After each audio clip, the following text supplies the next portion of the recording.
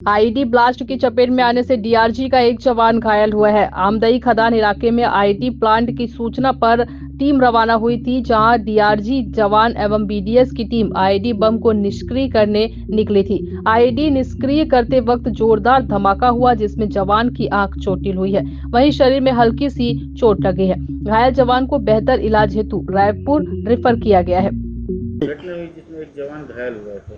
Basically यह मामला थाना छोटे डोंगर क्षेत्र का है, जहां आज सूचना प्राप्त हुई थी कि ग्राम बहाकेर क्षेत्र में जो है नक्सलियों के द्वारा जो है सुरक्षा बलों और आम जनता को जो है नुकसान पहुंचाने के लिए आईडी प्लांट किया गया है। और इस सूचना पर डोंगर हिल्स क्षेत्र से जो है डीआरजी की टीम जो है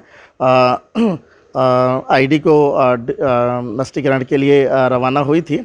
और विशेषज्ञों की टीम के द्वारा जो है आईडी को ब्लास्ट किया गया है। ब्लास्ट के दौरान जो है एक आरक्षक हैं अंजूरी बघेल, उनकी आंख में जो है धूल और मिट्टी आई है और उन्हें जो है उपचार के लिए जो है जिला अस्पताल नारायणपुर लाया गया है, जिनकी स्थिति अभी ठीक है अभी। और बाकी जो सुरक्षा बल है वो भी सुरक्षित अभी कैंप की ओर वापस आ गई है। अभी इस सूचना की अभी तस्दीकी अभी की जा रही है और इसमें जैसे ही जानकारी प्राप्त होगी आपको अपने तक से जो है अवगत कराया जाएगा।